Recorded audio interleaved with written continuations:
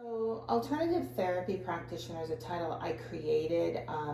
It may not be unique, other people may have used it, but it's different than a psychologist or other licensed counselors.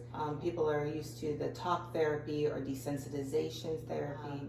I use hypnotherapy, emotional freedom techniques, and cognitive behavioral therapy that can cross over into those other therapist fields. And I combine that with even some other things, such as helping people learn how to meditate, how to be mindful, which is also tied into cognitive behavioral therapy, bringing that mindfulness in, the meditation, and then if they're open, I also offer Qigong and yoga to help them with their energy, if that's something they're interested in and something I think that they can benefit from. But when you're mindful, you completely bring yourself into the present moment and you participate in your life. I'm awake another day in my life, and I have an opportunity. My whole day is a blank page in the book of my life, and I get to create whatever I want. Most people have their thoughts are in the past or in the future, not in the moment. So Sure. It seems like mindfulness be something that brings us into the present moment, because that's really all that exists. That's really all that's real. The Heart Math Institute has done a lot of research, extensive research on the heart and its aura, that its aura is like 60 times that of the brain. So when we're feeling, not thinking, but feeling gratitude and love, it affects people around us. And it's estimated that if 1% of the world started practicing gratitude, meditation, that it could change the 99%.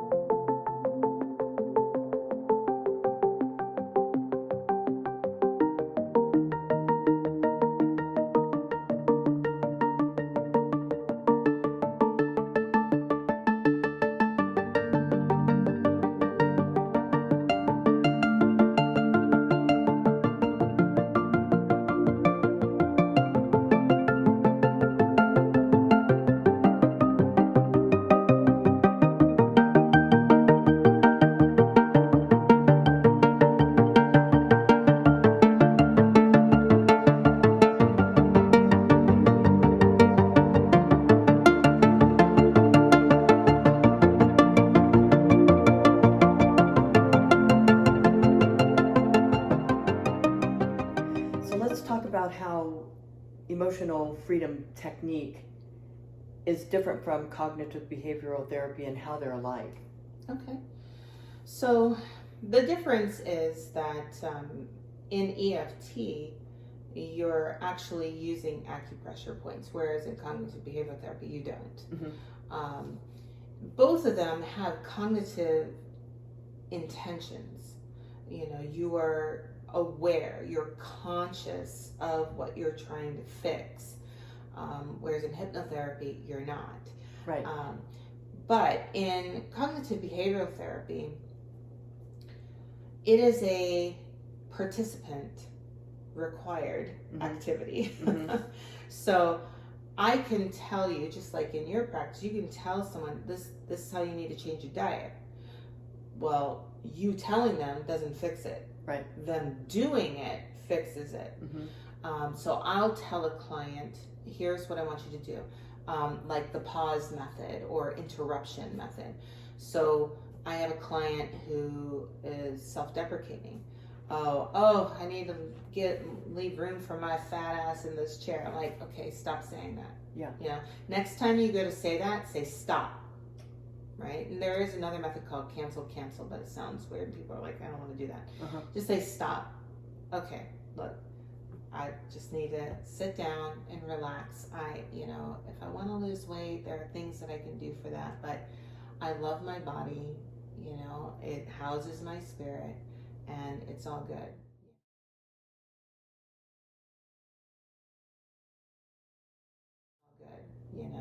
Just start changing the energy of your thoughts and your words. Or, oh my gosh, I can't believe it. I did that. I'm so stupid. Oh, stop. you know, and I'll tell people sometimes just stop. I'm not stupid. I make mistakes just like any other person. This is how I learn and I grow.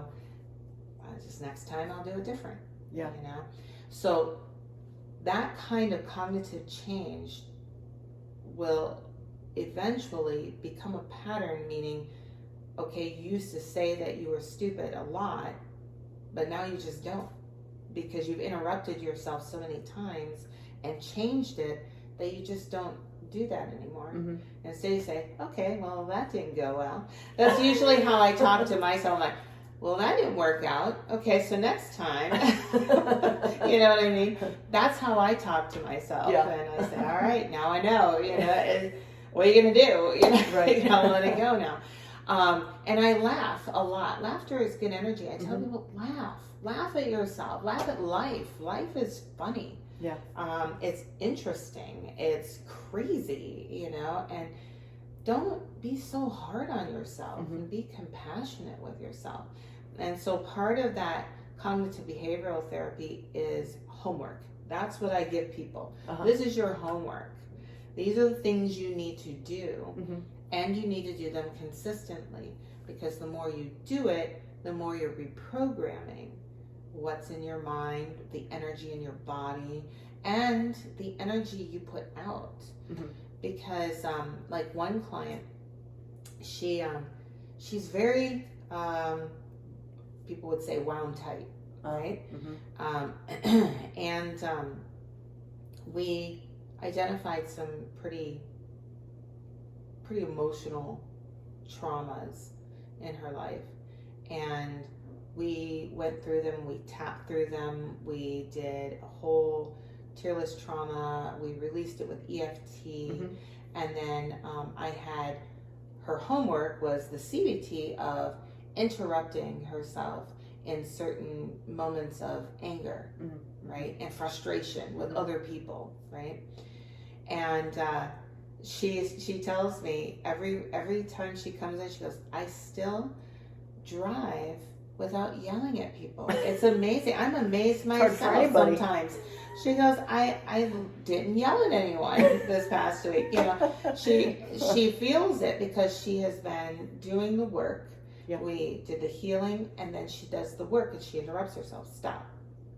You know, and then it's okay. You know, and everybody's on their own path. You don't know what happened in this person's life this morning. Right. You know, maybe they're late to work and their adrenaline's pumping and they cut you off because they're in a hurry. You know, what are you going to do? So CBT is what I call mostly the homework, and it's participant required. And what is the name of your practice? Mindful Interchange. And so what is your website? It's mindfulinterchange.com. So MINDFUL, one L. A lot of people want to put two L's. Yeah. One L, INNERCHANGE. Mindfulinterchange.com. And let's talk about some of the other practices that you do as well. You offer services, like Qigong, yoga. Let's talk about that and how it can enhance healing. Absolutely. So I've taught all different kinds of yoga. You know, you hear about yoga flow, and you hear about restorative yoga, yin yoga, just hatha yoga, yoga nidra. All of that I have taught. I do not teach Ashtanga yoga. That is a whole nother level of yoga. But I have taught all of those in the past. What I find is that a lot of the yin and restorative yoga and yoga nidras I have recorded and you know have for sale in my shop. But I find that certain poses that people can hold help unblock energy channels. So this is a nice enhancement if people want to do it. I will prescribe to them certain poses to do at home, because you don't have to have all the yoga props, you know, that we have in classes and such. You can use at home stuff. So I tell them, okay, at home, what do you have? Okay, this is what I want you to do. One thing, like one simple thing, if you're having a problem relaxing before you go to bed, restorative pose, the Viparita Karani, legs up the wall, or put your legs up and bend them over the side of your bed or a couch or something, and just lay down and breathe, putting your right hand on your belly and your left hand on your heart, and just breathe. And your blood pressure will lower very quickly, your heart rate, and you'll begin to relax because it releases certain things in your body to help you relax. That's just one example. You know, people are like, I have a hard time falling asleep. I want you to do this before you go to bed.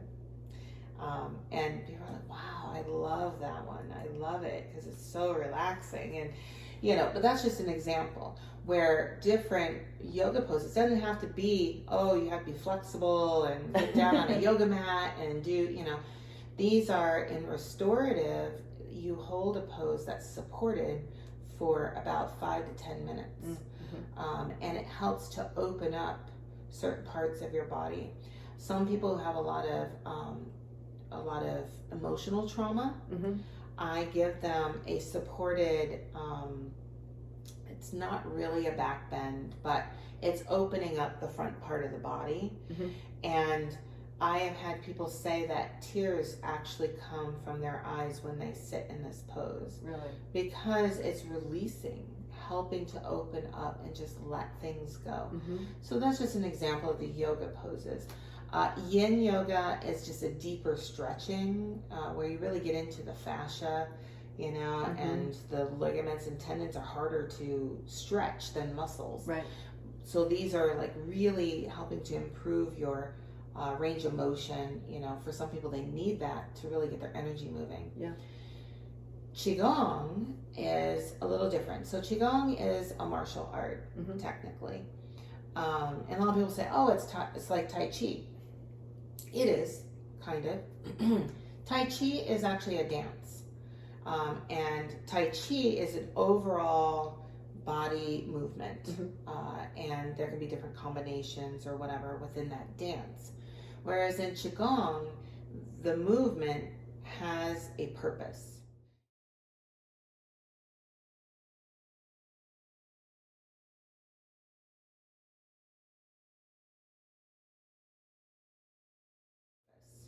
It's connected to certain meridians, it's connected to certain organs, it's connected to certain mental stressors.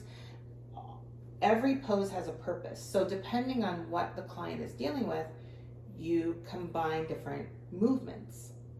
And the movements are slow and controlled. Some are more intricate than others. And it involves deep diaphragmatic breathing. There is a certain kind of breath that I use because I was trained in Shaolin Qigong, but I'm currently getting my medical Qigong certification in Taoist Qigong. They're very similar. They use sometimes different names and sometimes the movements are tweaked a little differently, but it's pretty similar for the most part.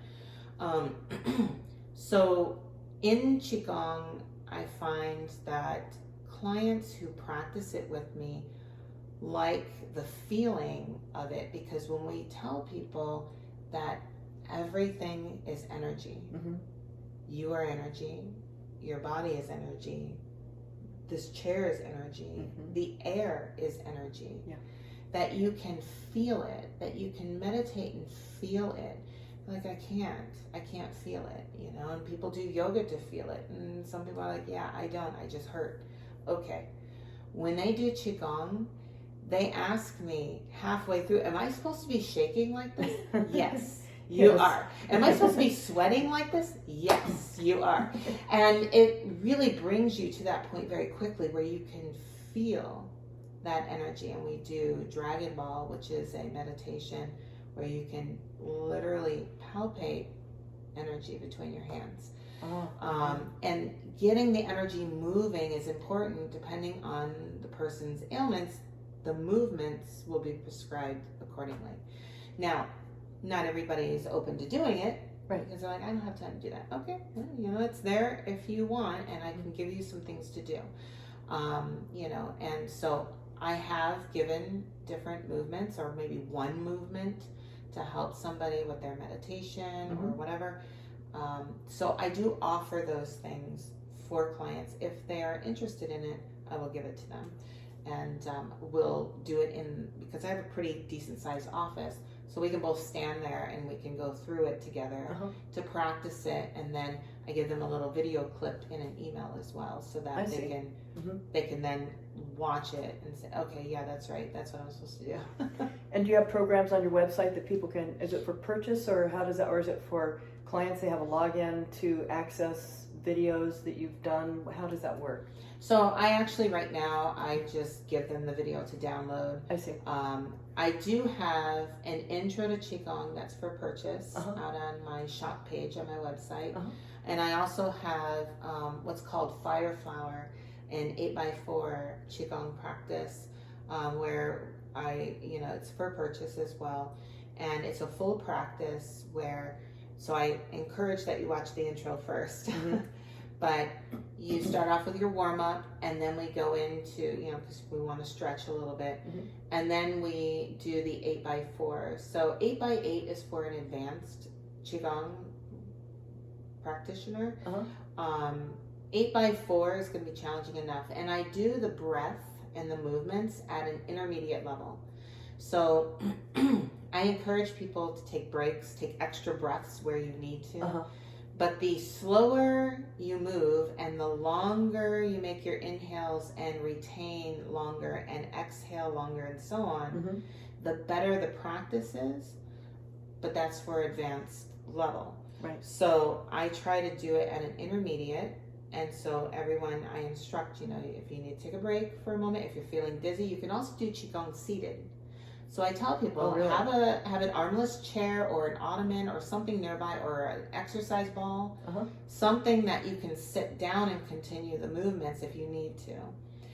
Some people just are shaking too much because their energy hasn't moved this well, and it's moving some stuff that's maybe stagnant or blocked.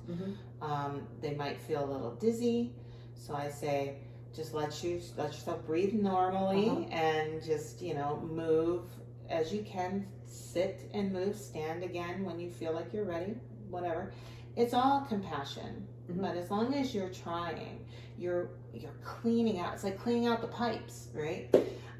Really getting that stuff moving. But I do have an 8x4, so that means 8 movements, 4 repetitions each. Oh, okay. And then I end with the Dragon Ball and the meditation, Qigong meditation. Very cool. Yeah. So what's the premise of Qigong? Is it an energy practice? Is it, just explain it. It is mastering your energy and knowing that energy is everything. So if you can master your energy, you can heal yourself. This is why a lot of Qigong practitioners reach very old ages and they can move the way they move. And you're like, wow, you're how old? 93, and you're moving like that. They're very much in touch with the energy of the earth. That's why we have chakras in our body, but a lot of people don't realize we have more than the 7 that most people speak about. Right. The palms of our hands, the bottoms of our feet are all, energy conductors. They're chakras, Yeah. That's why when you touch someone, you have to be mindful of how you're touching them, Yeah. why you're touching them. You have to be careful what's transferring or what you're receiving from that other person. So I teach people through Qigong that, part of being mindful, the more you practice Qigong and being mindful when you walk and move through this world, you can feel the world around you.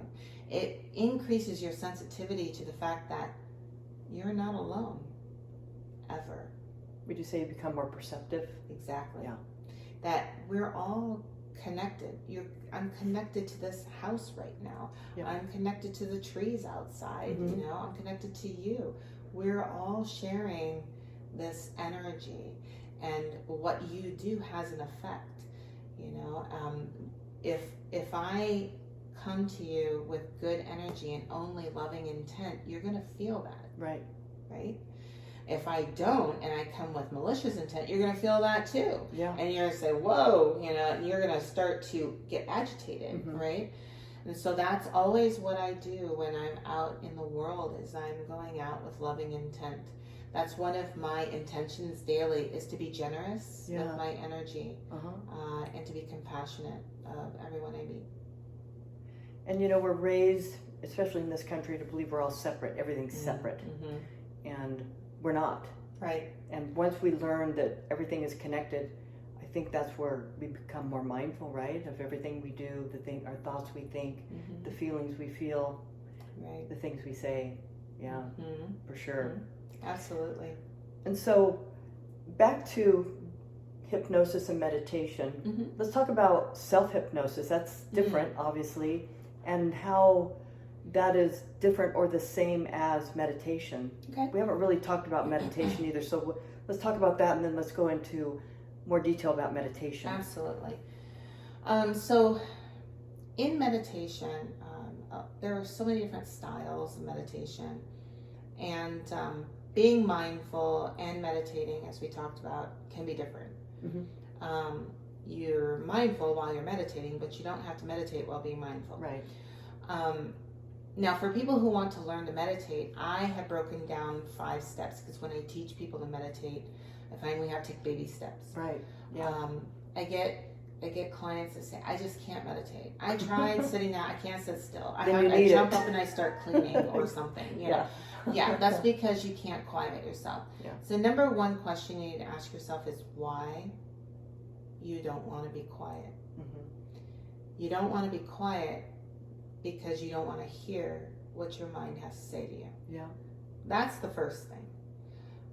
And what is it that you need to address? You need to heal, right? That's something I can help you with. But in the first step of meditation, I tell them just simply count and breathe. I don't care if it's just 2 minutes. Right. Just take 2 minutes and then do 5 minutes. Then do 8 minutes. Then do 10 minutes. Really start to get to that point. I tell them in the first foundation, I want you to practice until you can do 20 minutes. Yep. That you count and breathe and then sit and imagine, the X, or listen to the sounds around you and let all other thoughts come and go and just be. Once you get to that point, then we'll go to the next step. But I have 5 steps to that. At that point, once you finish the 5 steps, then you can explore different types of meditation as you'd like transcendental meditation, Vipassana meditation, all kinds of different styles, right? And find what resonates with you, right? Maybe you just like the standard that I teach you, and take it to that level and leave it at that. That's fine. Whatever works for you. Now, self-hypnosis is an advanced step in meditation. And some people try to jump right into it, which is fine, but they're learning how to sit still, which is what my steps in meditation teach you. So it's basically getting yourself into a relaxed state, like meditation, right? Calming yourself, centering yourself, taking yourself to a space that means peace to you. So you'll want to plan ahead. It could be a place you've been to before, maybe a place you saw in a movie, or a place that you've imagined yourself. For me, it is in the mountains with a beautiful view, with trees and silence, just the wind. That's my peaceful place, right? And I can go there anytime in my mind, right? Because that brings me peace. Then, at that point, I can make a conscious effort to then make changes like self-hypnosis. Like, I am strong. I am a strong person that can do anything. Sure, I'll make mistakes, but that's okay. That makes me human, right? And I can say that out loud to myself or just in my mind as I visualize myself in this space and I'm fully relaxed. I'm consciously giving myself suggestions, right? Depending on what it is that you're working on, right? As an athlete in high school, we practiced self-hypnosis. I had a wonderful coach. She was She was an elite athlete at one point, and she used a lot of visualization and self-hypnosis, and she taught us. And that's when I first got exposed to self-hypnosis, and it was pretty cool. But, you know, she got us into our relaxed state and then told us to start imagining ourselves in our competition. So I threw discus. Oh, you did? So I would imagine myself in the ring. I would imagine myself going through the motions, going through my spin perfectly, throwing the discus and watching it go out far and giving myself a goal how far it went. Yeah. And just imagining it, and you can feel it in your body as you're visualizing it over and over. You know, the one gal next to me was a hurdler. She'd imagine herself just gliding over those hurdles, just going through the motions, right? Going through the motions. That's all self-hypnosis. So you can use it for sports performance. You can use it for changing behavior, changing mindset. Whatever you want to do, you can do it. But you first need to be able to still yourself. Right. So the meditation should come first. Yes. Before you should learn to come to some kind of stillness before you go into self-hypnosis. So when you're doing these practices, are you sitting or are you lying down? What's preferred, and how would you recommend somebody go about that? In self-hypnosis, I tell people to sit up. So don't fall asleep? And I always tell people to set an alarm, right? So now we have smartphones, right? Just set an alarm on your phone. Pick something that's not too disturbing to jolt you out, but something that's going to be pleasant to hear and pull you out. Especially, you know, since you got things to do, unless you're totally open that day and it doesn't matter, you know, it's up to you. But, you know, set an alarm so that in case you get deep, because sometimes when you meditate, I've been meditating for a very long time. If I have no plans, I'll sometimes 2 hours will go by and I don't realize it. Right. Yeah. So I have to set an alarm just so that I'm not overdoing it, right? And I can then stand up. Not a lot of people can do that, especially when they're starting. It's like, oh my gosh, it's only been 5 minutes. Holy cow, you know, it's a long time. So I always tell people, set an alarm and sit up so that you're not falling asleep, because the purpose of meditating and self-hypnosis is you're still conscious. Right. If you're asleep, you're not conscious anymore. So the whole point of self-hypnosis is making changes consciously, right, while you're relaxed. So you go in with a plan. You have to have a plan. Okay, look, what is my point? You know, what's the purpose? What am I trying to change? Oh, I don't want to smoke. Oh, okay. You don't want to smoke, so what would you like to do instead of smoking? Something healthy. You want to get up and move. You want to interact with your dog. You want to drink water. What do you want to do instead? Right? Okay. Then this is what you're going to visualize. All right. So now you start to relax. You get yourself in that state, and you know what your plan is. And now you start implementing your plan. You imagine yourself wanting that cigarette, and then you say stop, and then you shift, and you're like, okay, I'm reaching for the bottle of water. I'm drinking water instead. And you're visualizing all this, right? Yes, you visualize, and you feel good. You feel clean. You feel energized. You feel empowered because you took control, right? And you just keep practicing that over and over. Again, you crave that cigarette. You look at the cigarettes and you say stop, and you look and you pick up the water and you drink it. So that's all you're reprogramming your mind. Right. That's self-hypnosis. Reprogramming those neural pathways, right? Absolutely. Yep. And do you recommend in silence? Like when I learned to meditate, I was 10 years old and it was transcendental. And we just sat in silence, you know, and that's how I learned. Now I do a lot of guided meditation. What do you think works best for people, or is there a preference? You know, first of all, it's whatever resonates with you. Whatever works for you. Everybody's different, just like nutrition. Everybody's different. Right. However, I find that when people are first learning to meditate, especially those that say, I can't quiet my mind, they need guided meditations because they have someone to listen to, instructing them what to think. Yeah. See?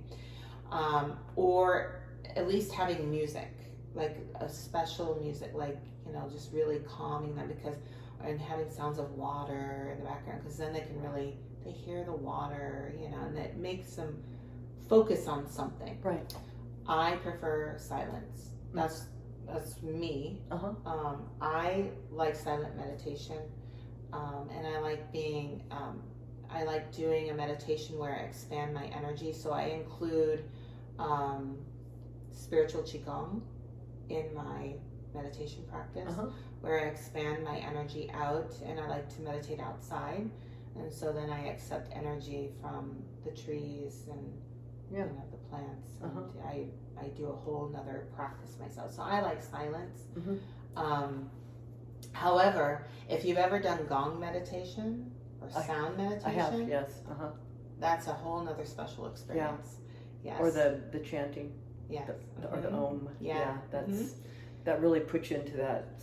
Almost, it seems like it's almost more like self-hypnosis, right? Where it's put you in a trance. Put you in that trance, yeah. So and so those different meditations are nice to experience. My daily is silence, but again, that doesn't mean I'm better than anybody else. It's just my preference. Sure, right. If a person just has to have music, then have music. It's not going to hurt anything. And I think what I found with people is that because there's so much chatter in their heads, that they might need the sound to distract them from because they can't quiet their mind. Correct. Once they learn to quiet their mind, it might be a little easier to be in silent meditation. But then again, we're still hearing nature, which is good because it helps to, really center us and calm the spirit. I do also practice Vipassana, and I do it in a sensory deprivation. So very cool. You wear noise canceling and blindfold. You wear like an eye mask, and you sit in silence where all you hear is your breath. Right. Wow. Yeah. I've never done that before, but that sounds pretty amazing. And I mean, it's another practice in and of itself because you're really with yourself. There's nothing out from the outside coming in. Right. You are very internal. I have a friend that likes to float. She goes to a place, I think here in Mesa, where it's like this big egg, and she gets in, and it's water, and it's a sensory deprivation capsule. Right. And they put you in there, and it's a whole. And is she in water? She's in water. Yeah. And she's just floating along. Wow. Yeah. So there's all kinds of nice, variations to meditating, because that is a type of meditation. Yeah. It's very interesting. So. And so when your clients come to you, what's usually the mechanism? Is it like, do they find you on your website? Is it referrals from other clients that have worked with you? Is it physicians? It's everything. My most recent client came to me because his GI doctor said, you need to see a hypnotherapist. You've referred clients to me. Other naturopaths have referred clients to me. Other clients have referred clients to me. And then sometimes people just Google it. They say meditation near me, or hypnotherapy near me, or therapist near me. And I pop up as being near them. Right. And they just find me on Google because I have a robust Google profile, and reviews out there. Some people, they just get my card. I even have more than just naturopaths referring to me because I'm also engaged with a cancer center. Oh, okay. And they have business cards of mine, and they refer people to me. So they come from all over. So if you find me, all you have to do is reach out to me. Say, I'm interested. And I do offer a 20-minute free consultation on the phone. Oh, that's right. Just so that we can communicate, understand, so I can also say, because I'll be honest, if I feel like this isn't something I feel like I can help you with, right, I will refer you accordingly. I'm not going to just take everyone just because, although most people I can help. And I say absolutely, and I do explain the scope of my assistance.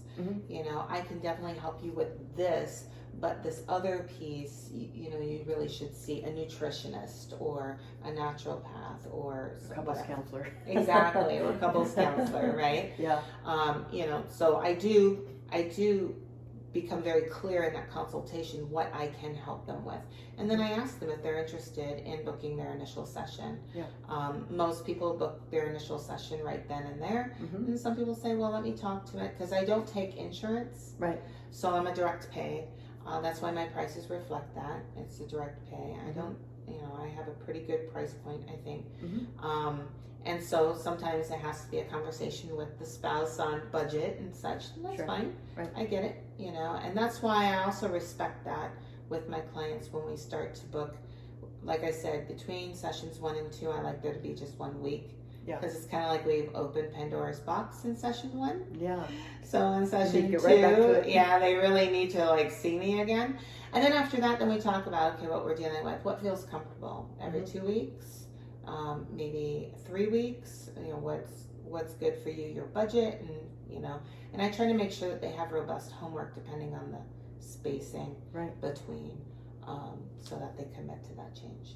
And how long is your initial session? Is it like a consult, like where you're trying to decide what the client needs in terms of what kind of therapy or how you're going to approach treatment? Yeah, the initial session is 90 minutes. That's why the price is a little bit higher for the first session. Then every session after that is 60 minutes.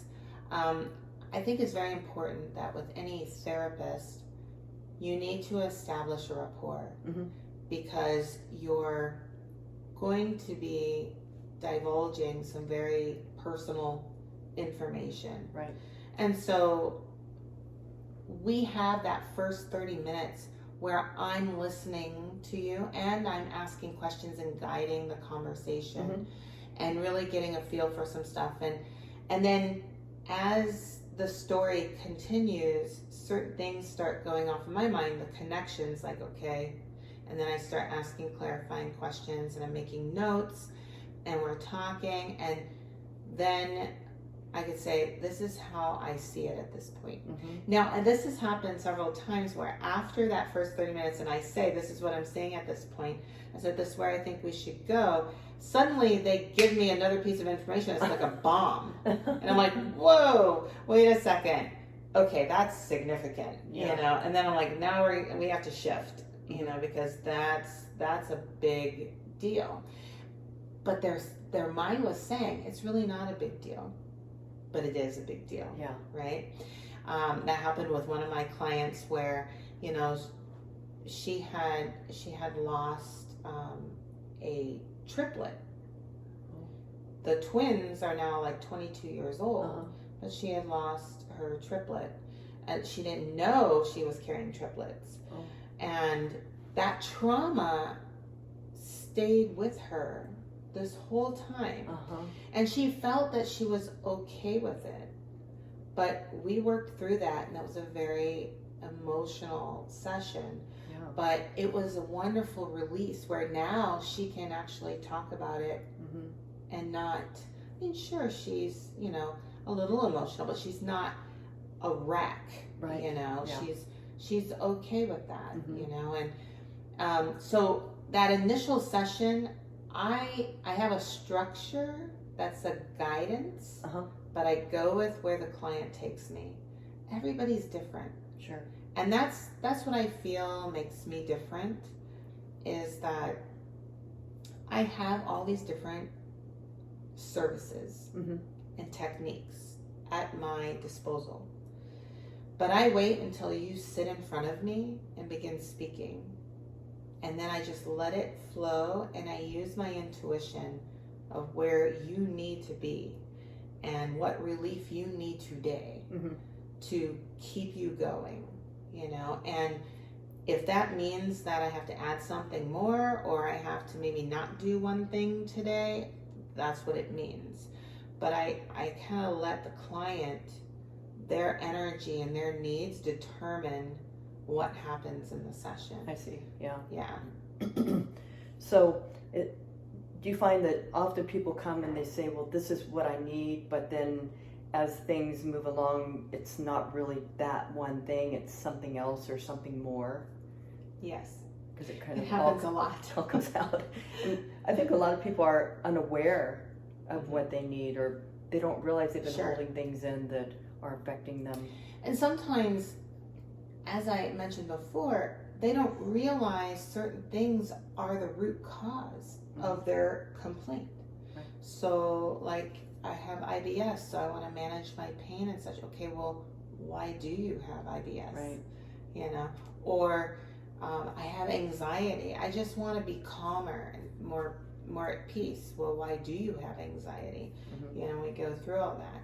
You know, my clients who suffer from a cancer diagnosis, or let's not say suffer, let's say they're healing from a cancer diagnosis. Their stories are amazing to me. In what way? The traumas that they have carried their whole lives are amazing, that they are standing, that they are functional. The things that I have to help them heal are, I can't believe they waited this long to try to heal from these things. Their experiences in childhood and throughout adulthood, sometimes I just can't believe the things that they've experienced. I mean, I can, but, you know, because I do watch TV, you know, Right. I see shows, stories about stuff, but these things really happen, and people carry this around and think, well, I'm strong. Mm-hmm. It's okay, I'm a survivor. Okay, but did you release that? Did you heal that? Right. And the problem is that they don't. They just locked it away. Mm-hmm. And they just keep pushing it down, and that's where these clients come to me, because they want to. Well, I want to fight this cancer from all directions. Mm-hmm. Okay. Well, then we start figuring out what this cancer really is, and it's all of this stuff, right? So that's why I say almost 100% of the time, when people come to me for one thing, it's actually more than that. Yeah, I bet it is. It's a lot more than that. And you have to ask the question, right? Do you want to just be surviving, or do you want to live life? Exactly. Right. People think that they have to live with these emotions or these feelings from past experiences, and I'm just going to get through it. But you don't have to carry that. No. Yeah. And I think that's where you come in, to help people understand that you don't have to carry all this baggage and all this garbage and all this darkness and all this low vibrational stuff, right? Right. Start raising your vibration, raising your energy, release all that junk. It's not yours. Right. Not yours to It's own. usually is somebody else's. It really is. And I do that with my patients too. I say, well, they said, well, I can't let go of this, or I can't let go. Why? Just do it. Yes, you can. Yeah. You're choosing to hang on to it. It's not that you can't let go, right? And that's where I come in and I ask why. Right. What are you afraid of? What do you think's going to happen? What do you think's going to happen if you let that go? People get into these patterns with other people, right? Family members and dynamics, and they allow themselves to be locked into that pattern when they really don't have to be. Right. But they're afraid to change their position because the whole system has to change, right? Right. And then there's going to be that change back reaction. Like, oh, like for example, a group of people that are just hanging out, not going anywhere, and one says, well, I think I'm going to go to college. And then they're all like protesting because it makes them feel uncomfortable. Changes the dynamic of the system. Right. I think it's that way with anything, where when one person starts to change out of what the system has found as equilibrium, right? Whether it's functional or not, then the whole system has to change, and then they're going to get that lashback, backlash, whatever you call it, from the other members of the group. Right. We're all members of groups. Sure. Yeah. So it's hard for people, but working through it with somebody like you, and I'm a believer. And what would you say would be a high-risk client? A high-risk client would be someone who thinks that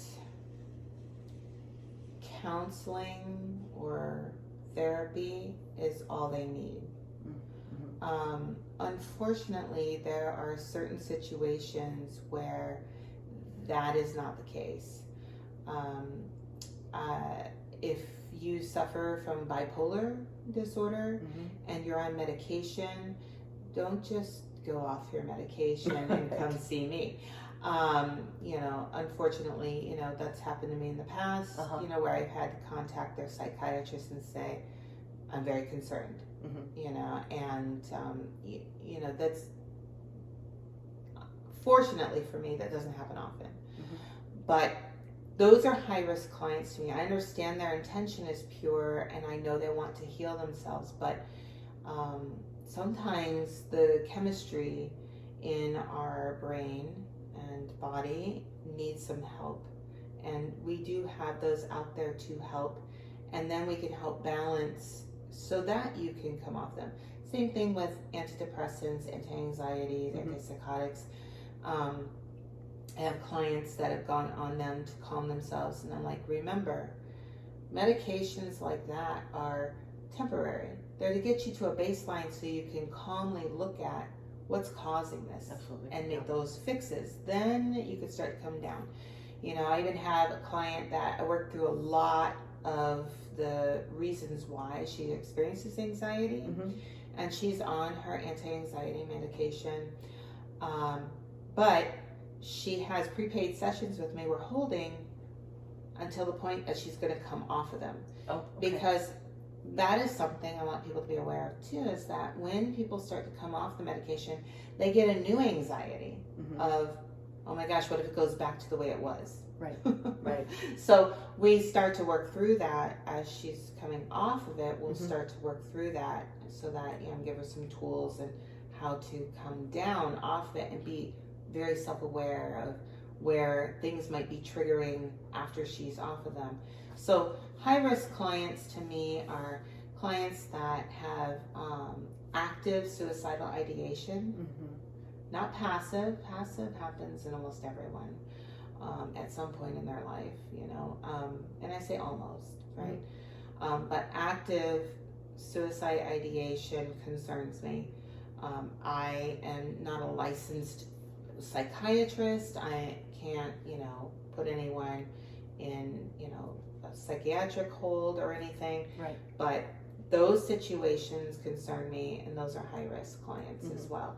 So anytime that there's something that I know is above my scope, or they've reached a point where there needs to be some other intervention to bring them to a more workable baseline, that's what I consider my high risks. And when your clients start to wean off their meds, are they working with a doctor with a weaning protocol and in conjunction to your... And I make sure that they know that I understand that too. So I tell them, that before you go off this medication, you need to coordinate that with your doctor. Make sure, because a lot of these have withdrawal risks. There's certain symptoms you're going to experience as you're coming off them. And you can't just stop taking them, because then it can be really bad. And I advise them, make sure you're talking to your doctor, and I'll even check in. Did you start? Okay, what does your doctor say? And I'll write it down. The doctor's told them to cut it in half, or to cut, whatever. Whatever it is that they've been instructed to do, or switch to every other day, or I don't know. But I do check in with that. I'm not the doctor, but I have genuine concern for my clients. So I want to make sure that they're doing what they're supposed to do for their health, mentally and physically. I wanted to talk a little bit about some of the other things you're involved with, like the Ironwood Cancer Treatment Center, the Vision Journaling Live. You're also chair of the board of directors of Creston Freedom Project International. Yes. Yeah. So let's just briefly talk about those. Sure. So the Ironwood Cancer Treatment and Research Center is something new. The classes will be starting up. They haven't decided if they want August or September, but Dr. Rula is an MD and an NMD. Okay. And she is the head of the integrated wellness over at Ironwood in Chandler. But Ironwood's all over the valley. And they treat all types of cancer. And Dr. Rula is interested in the alternative therapies to enhance the experiences and the healing process of the patients. So the classes that I'll be offering through Ironwood, it is almost like a session with me, but in a group setting, in person and via Zoom. So it's going to be a hybrid class, and there will be 2 classes a month. And it's going to include how to bring yourself into mindfulness. And then we're going to go through some tapping on a specific topic. So I have a plan. So it'll be a topic for that day, like coping with chemotherapy treatment, or coping with changes in your body. You know, because some people either they have mastectomies, right, or they had throat cancer. You know, like they look different. They are different, right? Or even survivors, and you know, society expecting, oh, so you're done with that, and now you can get back to normal. Yeah. Right. Okay. Normal is different now, right? In your mind, how do you deal with that, right? And so we wrap it with the hypnotherapy as well. And so it's a whole 1 hour class. And I have different topics, and it looks like there's a mix. We're still discussing if we're going to have different classes for current patients and then a different class for survivors, because obviously survivors aren't going through chemo or radiation. Those are separate topics, right? And some of these people haven't experienced yet what survivors have experienced. So there is a little bit of an overlap, but so that's what I'm doing with Ironwood, is participating in their integrative wellness alternative program. And offering some classes. Very cool. Yeah. And what about some of the other things you're doing? Yes. So vision journaling. Vision journaling is an online radical freedom project, and sounds exciting. Yeah, Dwayne Vandervoort is very good friends with Dr. Bruce Lipton. Yes, I love Dr. Bruce Lipton. And he had founded the nonprofit Crestone Freedom Project International. Okay, and that is the nonprofit company. And they decided to create this for-profit arm called Vision Journaling Live. I see. Okay. And they are doing some research groups on that, and usually the research groups are around 18 weeks long. And I met Dwayne back in the day when I decided to make a change in my career, and I was going to get certified as a hypnotherapist. He was also getting certified as a hypnotherapist. And we met and hit it off. He's like my big brother, and I'm like his little sis, you know, and we just really connected. We have a lot of like-minded ways of seeing life and experiences and such. And so he asked me to help him build this vision journaling live. So I was a founding member and helped test it out, was part of the first research group, and I also help facilitate groups, run meditations, run other groups within the programs. So that's all online. It's all virtual. And and then recently he asked me to be the chair of his board of directors for Crestone Freedom Project. Cool. And the board will still sit longtime member Dr. Lipton. Yes. And another popular therapist in California, Joe Tabanella, is also on the board. As well as several other really great people. So there'll be about 7 or 9 of us total, and because this has really grown in popularity and had very successful research projects within it over the last 3 years, and so now they're looking for more funding for the program. And so with that, you have to have a very strong board. And he knows of my corporate background, Yeah. and that I don't have a problem challenging leadership. Yeah. And I can make some really, I've run many large meetings, and I have all those skills that I need for that. So Yeah. I'm now the chair of their board of directors. So, and it's a very exciting program because a lot of the stuff that he integrates into that includes morning gratitude. Because him and Dr. Lipton say morning gratitude is very important because of where your brain waves are at. The timing is perfect. And then when they do something called mind mapping in the evening, which I call manifesting, right? So the things that you're trying to manifest before you go to sleep, and then drop into those different brain waves, right? Right. Where it starts to become part of your program, your story, right? So, and then there's a lot of stuff in between. A lot of healing, a lot of introspection, a lot of growing, and watching each research group get these aha moments is so rewarding. Just watching them love the program and the process and work it, and start seeing the changes in their mind and in their life is just really exciting. So it goes hand in hand with what I do with my clients, and so I love doing it. It's a very exciting program.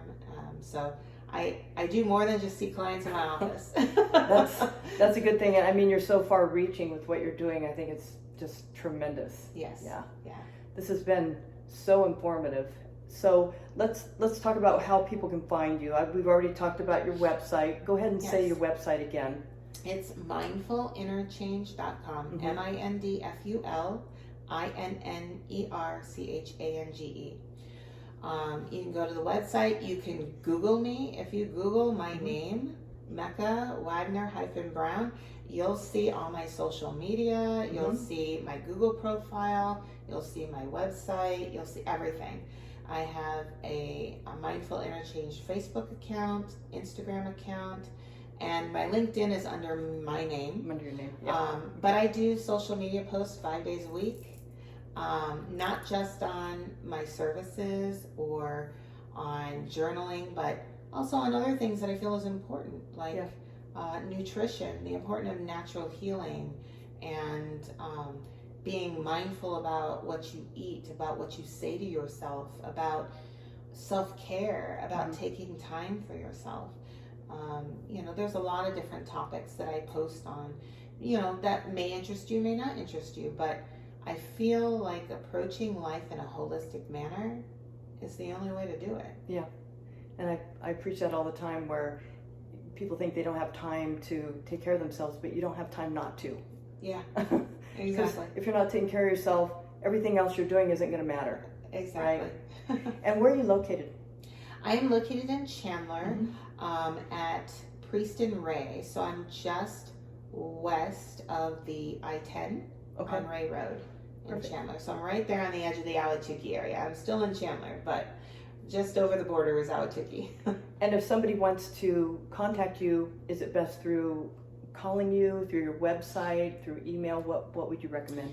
Email would be the best, or even my website. So if you go to my website, there is a little button that says request a consultation, and it's a little short form, so that it has your name, email, phone number, and what it is you're interested in. Then I can reach out to you anytime. There's no phone tag going on because we're all busy. Yes.